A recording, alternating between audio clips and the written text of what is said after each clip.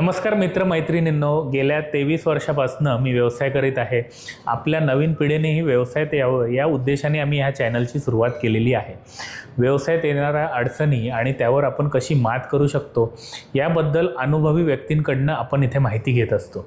जर तुम्हाला आमच्या चॅनलमध्ये उपयुक्त माहिती मिळत असेल तर आमच्या चॅनलला नक्की सबस्क्राईब करा, तुमच्या मित्रमैत्रिणींना शेअर करा. तुमच्या एका सबस्क्रायबरमुळे आम्हाला अजून प्रोत्साहन मिळते आणि धन्यवाद. कंपन्या जेव्हा त्यांच्या लोकांचा अभ्यास करतात त्यांना कळतं की आपल्या लोकांमध्ये अमुक गोष्टींची कमतरता आहे. आजकाल आपण बघतो की तरुण मुलांमध्ये खूप मोठा प्रश्न येतो की जॉब करावा का business. Doctor Ramnath Dikshit sir यांचं ट्रेनिंग, बिझनेस डेव्हलपमेंट आणि लीडरशिप या क्षेत्रात 22 वर्षापेक्षा जास्त अनुभव आहे.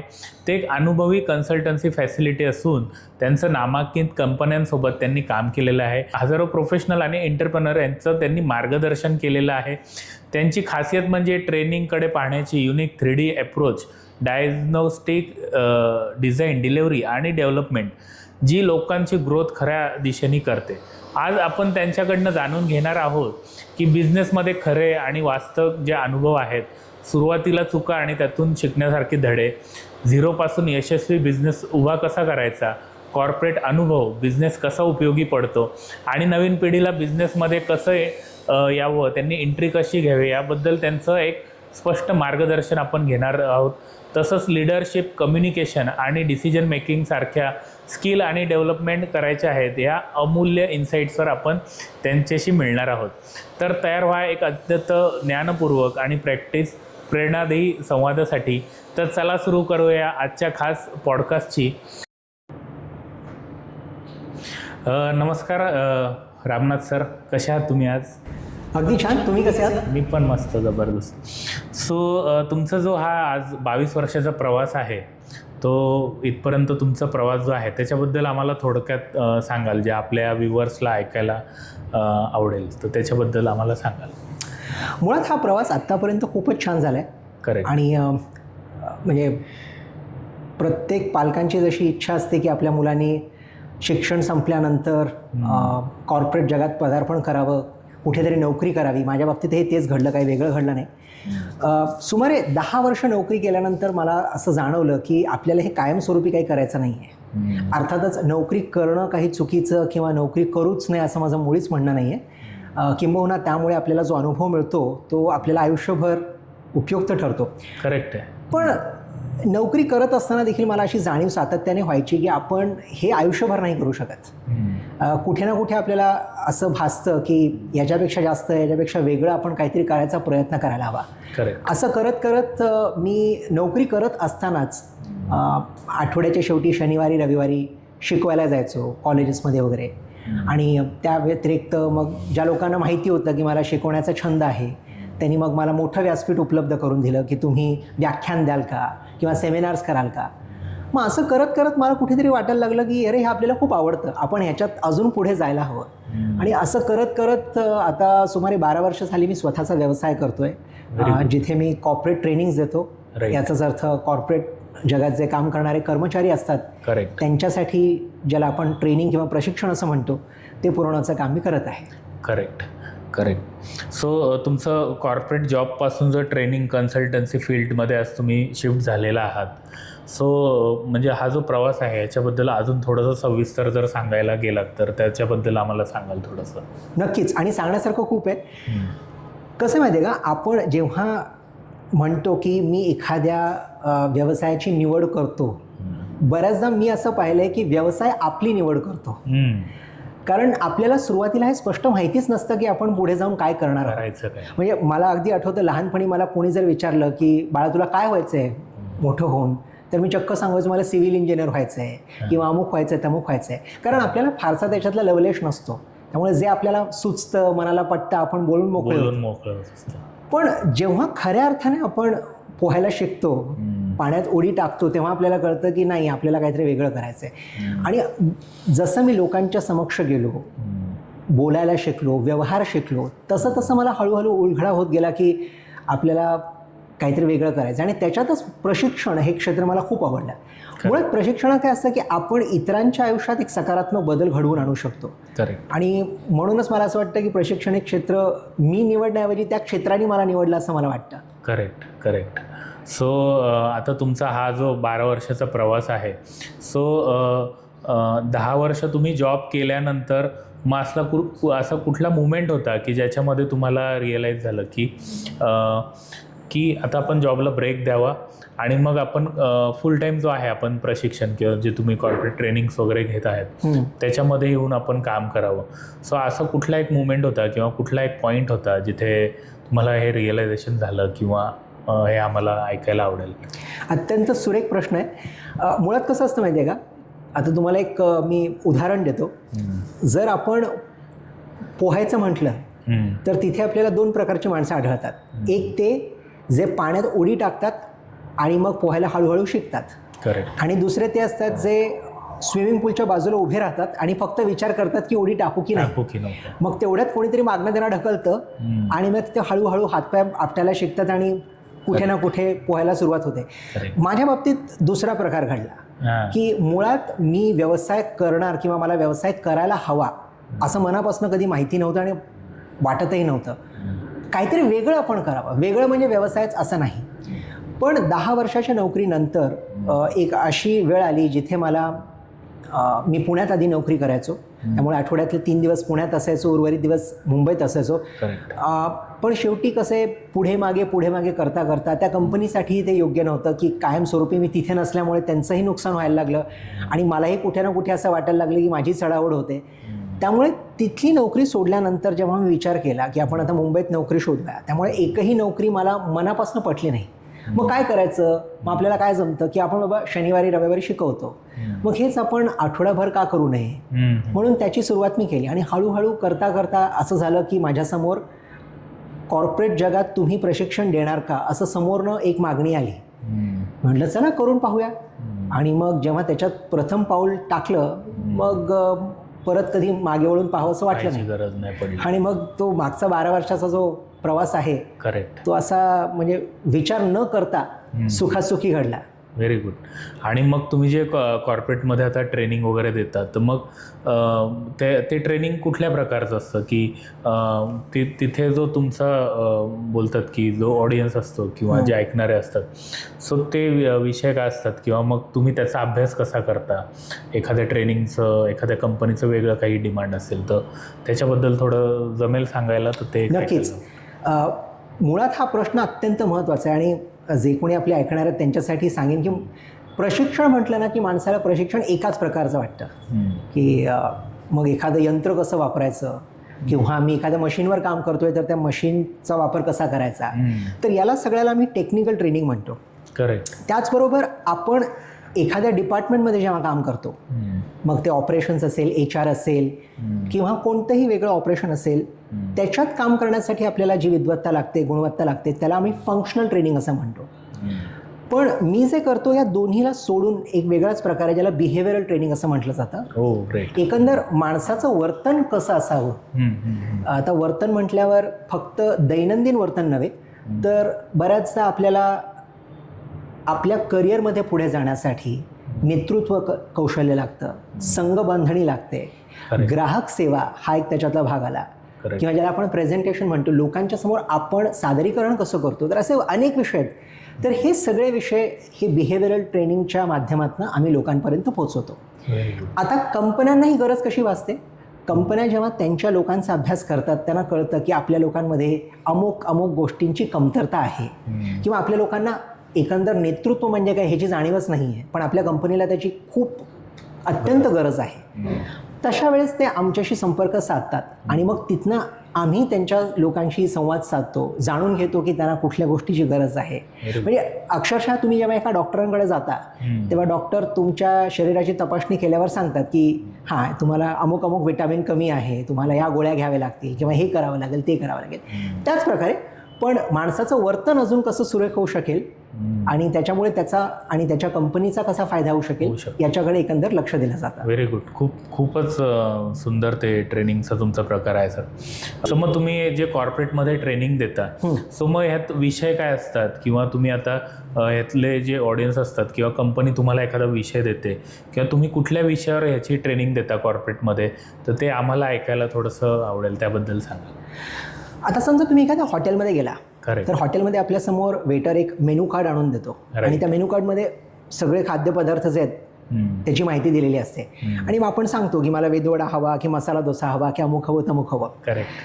तर काही ज्या गरजा असतात कंपन्यांच्या त्या या पद्धतीने असतात, जिथे समोरून कंपनी आम्हाला सांगते की आम्हाला कम्युनिकेशन स्किल्स म्हणा किंवा संघ बांधणी आमच्या लोकांचं आपापसात पटत नाही, त्यामुळे त्यांना एकत्रित आम्हाला आणायचं आहे, तर त्या दृष्टिकोनातून तुम्ही प्रशिक्षण द्या. पण बऱ्याचदा कंपन्यांना देखील हे जाणून घेणं अत्यंत कठीण असतं की आमच्या लोकांना नक्की हवं आहे काय, बरोबर, किंवा आमच्या लोकांचं नेतृत्व कौशल्य वाढवायचं आहे, पण नक्की कोणत्या दिशेने त्यांना पुढे न्यायचं आहे हे आम्हाला माहिती नाही आहे. मग तशा वेळेस आम्हाला सखोल अभ्यास करावा लागतो. मग त्याला आम्ही डायग्नॉस्टिक असं म्हणतो. डायग्नॉस्टिक म्हणजे काय, जसं आपण रक्ताची एक थेंब घेतल्यावर त्याची तपासणी करतो, त्याच्यावरनं आपल्याला कळतं की काय बरं वाईट चाललंय, तसंच आम्ही डायग्नॉस्टिक या टप्प्यावर लोकांशी संवाद साधून हे जाणून घेतो की लोकांना कोणत्या गोष्टीची खऱ्या अर्थाने गरज आहे. मग तिथे जे कर्मचारी आहेत किंवा त्यांचे जे मॅनेजर्स आहेत त्यांच्याशी आम्ही संवाद साधतो, जे CEO आहेत त्यांच्याशी संवाद साधतो. एकंदर सगळ्या गोष्टींचा आढावा घेतल्यानंतर मग मला कळतं की अच्छा, तुम्हाला अमुक अमुक प्रशिक्षणाची गरज आहे. त्याला आम्ही डिझाईन असं म्हणतो की एकंदर तुम्हाला जशी गरज आहे त्या हिशोबाने आम्ही आता याची रूपरेखा मांडणार, याची रचना करणार. Very good. आणि मग हे ठरवलं जातं की ठीक आहे, हे योग्य वाटतंय, आपण या दिशेने पुढे सरकत जाऊया. करेक्ट. आजकाल आपण बघतो की तरुण मुलांमध्ये खूप मोठा प्रश्न येतो की जॉब करावा का बिझनेस. सो मग असे बोलतात जी भरकटलेली मुलं आहेत किंवा आजकाल एज्युकेशन झाल्यानंतर पण बऱ्याचशा फील्डमध्ये हे करू ते करू, मग तुम्ही जॉब किंवा बिझनेस, तर मुलांसाठी तुमचं सजेशन काय राहील की एखादा ग्रॅज्युएट झालेला मुलगा आहे किंवा एखाद्या डिग्री पासआउट झालेला मुलगा आहे, इंजिनिअरिंग झालेला मुलगा आहे, सो एखाद्याला बिझनेसमध्ये यायचं असेल, जॉबमध्ये यायचं असेल, तर त्यांनी डिसिजन कसा घ्यावा. तर तुमचा एवढ्या वर्षाचा जो प्रवास आहे, सो त्या प्रवासानंतर तुम्ही एखाद्या नवीन मुलासाठी काय सजेशन कराल. हा अत्यंत क्लिष्ट आणि अत्यंत काय म्हणेन मी, म्हणजे विचार करायला प्रोत्साहन देणारा प्रश्न आहे. करेक्ट. आणि याचं उत्तर सहजासहजी आपल्याला मिळत नाही. करेक्ट. तर नोकरी करणं मुळात चुकीचं नाही. बऱ्याचदा मी पाहतो लोकांना जे म्हणतात की नाही नोकरी करूच नाही आपण, किंवा नोकरी वाईट आहे म्हणून आपण व्यवसाय करावा. तर असं नाही आहे. जगात बहुतांश लोक नोकरी करतायत. करेक्ट. आणि तुम्ही पोटापाण्यासाठी, आपली स्वप्नपूर्ती करण्यासाठी जे काही करता ते योग्यच आहे, त्यामुळे त्याच्यात काहीच असं वावगं नाही आहे. पण कुठे ना कुठे आपण हे विचार करावा की आपल्याला आयुष्यात नक्की काय हवं आहे. व्यवसाय पैशासाठी करावा, पण फक्त पैशासाठी करू नये. व्यवसायामुळे तुम्हाला जे स्वातंत्र्य मिळतं, तुमची जी एक वेगळी अभिव्यक्ती तयार होते, ते कदाचित नोकरी करत असताना तुम्हाला शक्य होणार नाही. त्यामुळे आपण स्वतःला हे विचारणं आणि स्वतःची चाचणी करणं अत्यंत महत्त्वाचं आहे की मी एक व्यक्ती म्हणून कोण आहे. मला इतरांचा व्यवसाय वाढवायला आवडतं की मग स्वतःचाच व्यवसाय मला करावासा वाटतो, हे जाणून घेणं अत्यंत महत्त्वाचं आहे. आणि त्याचबरोबर तुम्ही जर विचारलं लोकांना की तुम्हाला नोकरी का करायची, तर बऱ्याचदा मला उत्तरं मिळतात आम्हाला बॉस नको आहे म्हणून नोकरी करायची आहे. पण व्यवसाय करत असताना देखील तुम्हाला स्वतःच स्वतःचा बॉस व्हावं लागतं, स्वतःशीच तुम्हाला कणखरपणे वागावं लागतं, हे तितकंच खरं. त्यामुळे स्वयंशिस्त खूप महत्त्वाची असते. त्यामुळे हा प्रश्न प्रत्येकाने स्वतःला करावा की मला स्वतःला काय आवडतं. त्याच्यानंतर आपण कितपत आव्हान स्वीकारू शकतो, हा त्यातला एक खूप मोठा भाग आहे. आता बऱ्याचदा मी लोकांना पाहिलंय की ते जेव्हा व्यवसायाला सुरुवात करतात, मग त्यांना विचारलं जातं तुम्हाला काय हवं आहे व्यवसाय करण्यासाठी. तर आम्हाला उत्तर अपेक्षित असतं की धाडस हवं आहे, भांडवल हवं आहे, किंवा मला गुणवत्ता हवी आहे, सखोल ज्ञान हवं आहे, लोकांशी संवाद कसा साधावा हे माहिती पाहिजे. पण याच्या व्यतिरिक्त उत्तर मिळतं की मला आयफोन हवा आहे, मला एक अत्यंत सुंदर लॅपटॉप हवा आहे, 4 चाकी गाडी हवी आहे, माझं स्वतःचं एक ऑफिस पाहिजे जिथे महिन्याचं कदाचित मी ₹1,00,000 भाडं देत जाईन.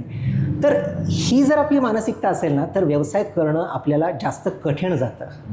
कारण व्यवसायाला सुरुवात करण्यासाठी कमीत कमी भांडवल, कमीत कमी मेहनत करून तुम्ही कशी सुरुवात करू शकता हे खूप महत्त्वाचं आहे. कारण सुरुवात सगळ्यात जास्त कठीण असतो. आणि सुरुवातच जर तुम्हाला करता आलं नाही तर मग तुम्ही कायमस्वरूपी त्याच नोकरीच्या चौकटीत अडकून राहता. करेक्ट आहे, असं आहे. त्यामुळे नोकरी ही तितकीच चांगली. किंबहुना माझ्या बाबतीत जे घडलं, नोकरी केल्यामुळे 10 वर्ष मी नोकरीला दिले, त्याच्यामुळे जे अनुभव मला मिळाले त्याचा वापर आजही मला होतोय. त्यामुळे मी मुळीच असं म्हणणार नाही की नोकरी वाईट आहे. हां, नोकरी करत असताना जितक्या लवकर तुम्हाला याची जाणीव होईल की आता आपल्याला स्थिरता मिळालेली आहे, आता आपण काहीतरी करू शकतो, तेव्हा तुम्ही त्याच्यात झेप घेऊ शकता. अजून एक गोष्ट आवर्जून सांगेन की व्यवसायाला सुरुवात करण्यासाठी जितक्या लवकर तुम्ही करू शकाल तितकं चांगलं. उदाहरणार्थ, लग्नानंतर एखाद्याने व्यवसाय करणं हे जास्त कठीण जातं. कारण तिथे तुमच्यावर संबंध कुटुंब अवलंबून असतं, जबाबदारी वाढलेली असते. त्यामुळे मग आपण कचरतो किंवा आपल्याला डोक्यावर EMIचं ओझं असतं की घर कर्जावर आहे, गाडी कर्जावर आहे. मग नोकरीमध्ये कसं आपल्याला स्पष्ट माहिती असतं की महिन्याच्या अमुक अमुक तारखेला पगार मिळेल, त्यातनं पैसे जातील, आपण घर चालवू शकतो. व्यवसायात मात्र असं होत नाही. त्यामुळे आपण व्यवसायाला जितक्या लवकर सुरुवात करू तेवढं आपल्याला कळतं की काय चुका होऊ शकतात, मग त्याच्यातनं आपण स्वतःला सावरू शकतो. राईट. आणि मग पुढे पुढे आपण सरकत जाऊ शकतो. करेक्ट. मग आता तुमचा जो कॉर्पोरेट ट्रेनिंगचा हा जो प्रवास आहे आत्तापर्यंतचा, सो मग डिग्री झाल्यानंतर एखाद्याची इच्छा आहे ह्याच्यामध्ये यायची, तर त्यांनी म्हणजे सुरुवात कशी करावी किंवा डायरेक्ट यावं काय ह्या गोष्टींमध्ये, तर ह्याबद्दल तुमचं काय सजेशन राहील की कुठे थोडंसं त्यांनी प्रॅक्टिस करावी? सो ह्याबद्दल आम्हाला सांगा. जर आपला एखादा डिग्री झाल्यानंतरचा एखादा मुलगा मुलगी आपलं हे जर सेशन बघत असेल आणि त्यांना कॉर्पोरेट ट्रेनिंग ह्या क्षेत्रात समजा यायचं, तर डिग्रीनंतर लगेचच यावं त्यांनी किंवा मग थोडंसं प्रॅक्टिस करावी, ह्याबद्दल तुमचं काय सजेशन राहील? आता कसं आहे की हा जो प्रवास आहे कॉर्पोरेट ट्रेनिंगमधला, हा सहज नाही आहे. हा अत्यंत कठीण प्रवास आहे असं मी म्हणेन. त्याचं कारण असं आहे की कॉर्पोरेट ट्रेनिंगमध्ये मुळात आपल्याला इतरांच्या ज्ञानात भर पाडायची असते. बरोबर. आणि माझ्याही करिअरच्या सुरुवातीला एक किस्सा घडलेला तुम्हाला सांगावासा वाटतो. ओके. मी एका कंपनीत गेलो, त्यांचं नाव नाही सांगणार तुम्हाला. नक्कीच. आणि तिथे गेल्यावर मी त्यांना सांगितलं की मी असं नसं कॉर्पोरेट ट्रेनर आहे, तर तुमच्या लोकांना प्रशिक्षण द्यायला मला नक्कीच आवडेल आणि मला कळलं आहे की तुमच्या लोकांना गरज आहे याची. करेक्ट. मग हे ऐकल्यावर समोरचे म्हणाले चांगली गोष्ट आहे वगैरे वगैरे, तुम्ही माहिती पाठवून द्या. मग माहिती पाठवली त्यांना आवडलं सगळं. मग त्यांनी सांगितलं मला, सर म्हणे राग मानू नका, पण एक गोष्ट तुम्हाला सांगावीशी वाटते, तुमचं सगळं काही चांगलं आहे आणि तुम्ही चांगलं प्रशिक्षण देऊ शकाल हे देखील आम्हाला माहिती आहे, पण तरीही आम्ही तुम्हाला काम देऊ शकत नाही. त्याचं कारण असं आहे की तुमचे केस अजून काळे आहेत आणि तुमच्या समोर बसणारे जे विद्यार्थी असतील आमचे, ह्यांचे सगळ्यांचे केस पांढरे आहेत किंवा अर्ध्यांचे केसच नाही आहेत. ओके.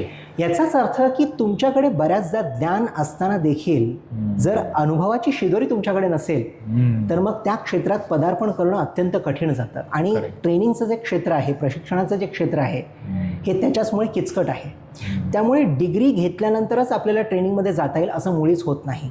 म्हणूनच मला कुठे ना कुठे असं वाटतं की या क्षेत्रात नोकरी केल्याचा फायदा होतो. कारण नोकरीमध्ये असताना आपण काही प्रयोग करू शकतो की एकंदर व्यावसायिक जग कसं चालतं, लोकांची विचारसरणी कशी असते, बिझनेसच्या गरजा काय असतात, त्याच्या उलाढाली काय असतात, खाचखळगे काय असतात, हे आपल्याला कळतं. आणि त्याच्यानंतर आपण मग त्या क्षेत्रात हळूहळू पुढे जाऊ शकतो. पण फक्त डिग्री आपल्याला उपयुक्त ठरत नाही. त्याच्यानंतर आपल्याला काही प्रमाणपत्र घ्यावे लागतात, काही सर्टिफिकेशन्स आहेत, कोर्सेस आहेत, ते आपल्याला करावे लागतात. आणि बऱ्याच संस्था आहेत ज्या तुम्हाला कॉर्पोरेट ट्रेनर किंवा ट्रेन द ट्रेनर नावाचे कोर्सेस करतात, ज्याच्यामुळे तुम्ही या क्षेत्रात पदार्पण करू शकता. करेक्ट आहे. मग डिग्री झालेल्या मुलांसाठी तुमचं सजेशन काय राहील किंवा तुम्ही केलेले डिग्रीचे जे काही कोर्सेस वगैरे जर सांगायला की मुलांनी इथे जाऊन हे केलेलं राहील? कारण आजकाल कॉर्पोरेट ट्रेनिंगच्या नावावर पण बरेचसे, म्हणजे मी स्वतः बघितलेले काही असे कोर्सेस आहेत की जे शिकवतात त्यांच्याकडे स्वतःकडे असं कुठलंही सर्टिफिकेशन नाही, पण फक्त ते मुलांकडनं पैसे घेण्यासाठी किंवा असे बरेचसे कोर्सेस वगैरे चालतात. तर एखादा खात्रीशीर एखादा पर्याय तुम्ही आम्हाला सजेशन करू शकाल की आपल्या व्ह्युअर्सनी किंवा जो कोण मुलगा वगैरे बघत असेल ज्यांना यायचं आहे कॉर्पोरेट ट्रेनिंगमध्ये, तर ह्या प्रॉपर वेनी तुम्ही येऊ शकता कॉर्पोरेट ट्रेनिंगमध्ये. तर असं काही तुमचं सजेशन किंवा तुम्ही केलेले कोर्सेस वगैरे आम्हाला सांगू शकता? नक्की. सर्वप्रथम या क्षेत्रात डिग्रीपेक्षा जास्त मला असं वाटतं की तुमच्यात ती गुणवत्ता हवी, लोकांना बांधून ठेवण्याची, लोकांना काहीतरी ज्ञान पुरवण्याची. आणि त्यासाठी सगळ्यात जास्त महत्त्वाचं असं आहे की तुम्ही जेव्हा डिग्री क्षेत्रातनं बाहेर पडता किंवा डिग्री माझी आता हातात आली, BCom BSc जे काही तुम्ही कराल, आपल्याला आवडणारा विषय कोणता असा एखादा विषय निवडा आणि मग त्या विषयावर लोकांना शिकवायला सुरुवात करा. अगदी छोट्या प्रमाणात की मी आज कुठे पाऊण तासभर लोकांना शिकवेन, की आपल्या सोसायटीमध्ये काही मुलं असतात किंवा आपली मित्रमंडळी असतात, ज्या गोष्टी तुम्हाला सखोल ज्ञान आहे असं तुम्हाला वाटतं आणि खरंच तुम्ही ते ज्ञान संपादन केलेलं आहे, त्याच्याबद्दल लोकांना माहिती पुरवायला सुरुवात करा. म्हणजे तुम्हाला लोकांकडनं एक प्रतिसाद मिळेल की नक्कीच तुम्ही त्यांच्या ज्ञानात भर पाडत आहात की नाही. त्या व्यतिरिक्त जसं मी तुम्हाला मगाशी सांगितलं, सर्टिफिकेशन्स पुष्कळ आहेत. म्हणजे बऱ्याचदा आपल्याला करता येणार नाहीत इतके सर्टिफिकेशन्स आहेत. Very good. पण सर्टिफिकेशन्स मुळात काय आहेत? सर्टिफिकेशन्सचा जो खेळ आहे ना, जसं आपल्याला परदेशी जायचं असेल तर आपल्याला पासपोर्ट लागतो, तर सर्टिफिकेशन्सचा तितकाच मला वाटतं याच्यात त्याची भूमिका आहे की आपल्याला पासपोर्ट हवा म्हणून सर्टिफिकेशन हवं, की सर्टिफिकेशन नसेल तर आपण समोरच्याला सांगणार काय. करेक्ट. पण सर्टिफिकेशन आहे म्हटल्यावर समोरचा आपल्याला अगदी हात धरून बोलवेल आणि आपल्याला काम देईल असं मुळीच होत नाही. करेक्ट. तो आपल्या गुणवत्तेची पारख करतो. करेक्ट. आणि त्याच्यानंतरच आपल्याला काम दिलं जातं. करेक्ट. आणि त्यांनी आपल्या गुणवत्तेची पारख करावी यापूर्वी आपण जर 4 ठिकाणी शिकवलेलं असेल, 4 ठिकाणी लोकांच्या समोर आपण सादरीकरण केलेलं असेल, तर आपल्याला आपल्या स्वतःच्या व्यक्तिमत्वाची एक जाणीव होते की हे क्षेत्र खरंच माझ्यासाठी आहे का. किंवा बऱ्याच असं मी पाहिलं लोकांना, मला सांगावंसं वाटतं लोकांना की बऱ्याचशा मंडळी सांगतात की मी पॉवरपॉईंट प्रेझेंटेशन खूप छान करतो, म्हणजे मी ट्रेनर होऊ शकतो का? तर याचं उत्तर आहे नाही. कारण तुम्हाला किती येतं हे इथे महत्त्वाचं नाही, तुम्ही समोरच्याला किती शिकवू शकता, त्याच्या ज्ञानात भर कशी पाडू शकता हे जास्त महत्त्वाचं आहे. करेक्ट. आणि ही एक वेगळी कला आहे. आणि ती कला आपल्याला जर आत्मसात करायची असेल तर डिग्री आणि ज्ञान याची सांगड बसवणं खूप महत्त्वाचं आहे. करेक्ट. सो कुठल्या एक ऑथेंटिक वेनी सर्टिफिकेशन करण्यासाठी काही सजेशन सांगाल तुम्ही की हे सर्टिफिकेशन ह्याच्यासाठी किंवा तुम्ही केलेलं सर्टिफिकेशन वगैरे असं काही सजेशन आम्हाला सांगू शकाल? बरेच सर्टिफिकेशन आहेत, पण सगळ्यात मी मुळात जे सांगितलं, ट्रेन द ट्रेनर नावाचं एक सर्टिफिकेशन असतं. करेक्ट. की ज्याच्यात तुम्हाला हे प्रमाणपत्र दिलं जातं की तुम्ही आता प्रशिक्षक झालेले आहात. राईट. आणि तुम्ही इतरांना प्रशिक्षण देऊ शकता. करेक्ट. ट्रेन द ट्रेनर त्याला आपण म्हणतो. आणि बऱ्याच संस्था आहेत. करेक्ट. त्याचसोबत Indian society of training and development नावाची एक खूप मोठी संस्था आहे दिल्लीमध्ये. त्यांचा स्वतःचा diploma in training and development नावाचा कोर्स आहे, तो देखील मी सुरुवातीला केलेला होता. ओके. त्यामुळे train the trainer, diploma in training and development याच्यापासून आपण नक्कीच सुरुवात करू शकतो. पण हा जो प्रवास आहे ना प्रशिक्षणाचा, याच्यात तुम्हाला सातत्याने शिकत राहावं लागतं. कारण जसा काळ बदलतो त्याप्रमाणे तुम्हाला देखील तुमच्या ज्ञानात भर घडवून आणावे लागते, जेणेकरून समोरच्याला तुम्ही ते ज्ञान देऊ शकाल. परफेक्ट. नाहीतर काय होतं की तुम्ही म्हणालात की हां मी आजपासून 20 वर्षापूर्वी हे शिकलेलो होतो, माझ्याकडे डिग्री आहे, मी घराबाहेर पाठी लावली. तसं होत नाही. तुम्ही स्वतःही अपडेट राहणं खूप गरजेचं, अत्यंत गरजेचं. आणि हे प्रत्येक क्षेत्रात आहे. करेक्ट. पण या क्षेत्रात मला वाटतं त्याची गरज कदाचित 4 पट जास्त आहे. कारण तुम्ही समोरच्याला काहीतरी द्याल या अपेक्षेने समोरचा माणूस तुमच्या समक्ष उपस्थित असतो. राईट. आणि जर तुम्हाला ते देता नाही आलं तर मात्र मग तुमचा आशा होतो आणि मग पुन्हा तिथे तुम्हाला जायला संधीच मिळत नाही. करेक्ट आहे. Very good. सो जी मुलं बघत असतील आपल्याला आज, तर सरांनी सांगितलेलं त्यावेळी जाऊन सर्टिफिकेशन्स आहेत किंवा त्यांना यायचं आहे या क्षेत्रात, तर हे सर्टिफिकेशन्स वगैरे ते करू शकतात.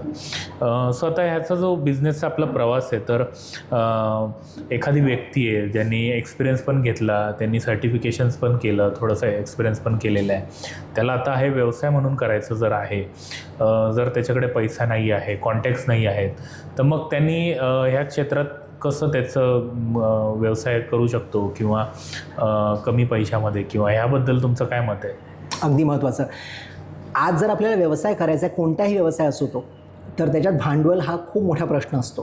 करेक्ट आहे. पण हा एक असा व्यवसाय मी म्हणेन, कारण हा व्यवसाय म्हणण्यापेक्षा मी असं म्हणेन की हा स्वयंरोजगार आहे. म्हणजे स्वयंरोजगार जो असतो हळूहळू तो व्यवसायाकडे वळतो.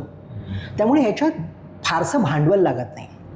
अर्थातच सुरुवातीला तुम्हाला जर काही डिग्रीज घ्यायचे आहेत, काही सर्टिफिकेशन्स करायचे आहेत, त्यासाठी तुम्हाला थोडे पैसे लागतात. पण मुळात बिझनेस करण्यासाठी किंवा ट्रेनर बनण्यासाठी तुम्हाला फारशा पैशाची गरज लागत नाही. करेक्ट.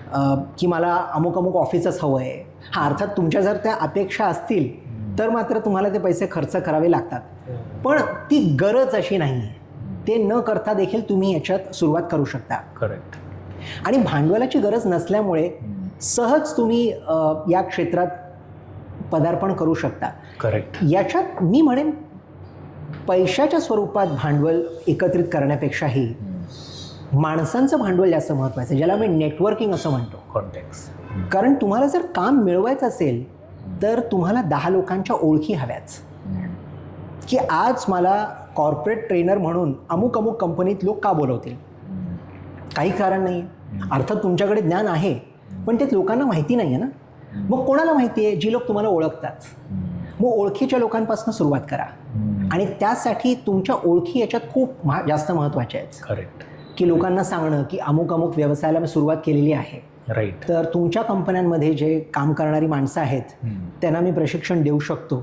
तर मला ती संधी मिळेल का? त्यामुळे नेटवर्किंग इथे अत्यंत जास्त महत्त्वाचं ठरतं. करेक्ट. करेक्ट. त्याचबरोबर मला असं वाटतं की नेटवर्किंगच्या सोबत तुम्हाला हे देखील माहिती पाहिजे की आपल्याला कोणत्या प्रकारचा बिझनेस करायचा आहे. अर्थातच ट्रेनिंग कंपन्या पण असतात जिथे फक्त एक माणूस देखील काम करू शकतो, जसं मी सुरुवात केलेली प्रोप्रायटर म्हणून. आणि आजही बऱ्याच ठिकाणी मी एकटाच जातो. काही ठिकाणी आपल्याला जेव्हा टीम आपली बनते तेव्हा आपल्याऐवजी त्यांना आपल्याला पाठवता येतं. मग आपण कंपनी म्हणून कार्यरत होतो. तर आपल्याला आपल्या व्यवसायाचा व्यासंग किती वाढवायचा आहे हे देखील आपल्याला ठरवणं महत्त्वाचं असतं. करेक्ट. की मला एकटाच व्यक्ती म्हणून काम करायचं आहे, की मला माझी एक टीम बनवायची आहे, की एक कंपनी बनवायची आहे, याचा देखील आपल्याला विचार करणं तितकंच महत्त्वाचं आहे. गरजेचं आहे. सो तुमची जी सुरुवात झाली कॉर्पोरेट ट्रेनिंग वगैरेमध्ये, तर मग तुमचं पहिलं कॉन्टॅक्ट वगैरे कसं तुम्हाला भेटलेलं किंवा त्याच्यासाठी तुमचं स्ट्रगल काय राहिलेलं? सो हे जर सांगाल तर मग नवीन मुलांना ह्यातनं पण अनुभव भेटेल तर आम्हाला ऐकायला आवडेल. नक्कीच. आता जसं मी सांगितलं मगाशी की मी आधी सुरुवातीला 10 वर्ष नोकरी केली. त्यातलेच शेवटचे जे 2 वर्ष होते नोकरीतले त्यावेळेस मी एका ट्रेनिंग कंपनीसोबतच काम करायचो. आणि त्याच्यामुळे मला ट्रेनिंग या क्षेत्रातले खास कळगे बऱ्या अर्थाने कळलेले होते की हे क्षेत्र कसं आहे, इथे लोक कशी असतात, त्यांच्या अपेक्षा काय असतात. त्यामुळे ती नोकरी सोडल्यानंतर माझ्याकडे विचार करायला पुष्कळ वेळ होता, कारण काही कामच नव्हतं हातात. तर सुमारे 5-6 महिने मी फक्त ज्याला व्हिजिटिंग फॅकल्टीशिप म्हणतात, शिकवणं, हा एक भाग मी हाताळायचो. करेक्ट. पण ते करत असतानाच जेव्हा मी पुढच्या एका डिग्रीसाठी तयारी करत होतो, जसं एक सर्टिफिकेशन होता, त्या सर्टिफिकेशनची सुरुवात करत असताना तिथे काही ओळखी वाढल्या, माझ्या लोकांची ओळख झाली. मग त्यांनी सांगितलं की अमुक अमुक ठिकाणी गरज आहे, करशील का? मग मी त्यांच्यासोबत त्या प्रोजेक्टमध्ये काम करायला सुरुवात केली.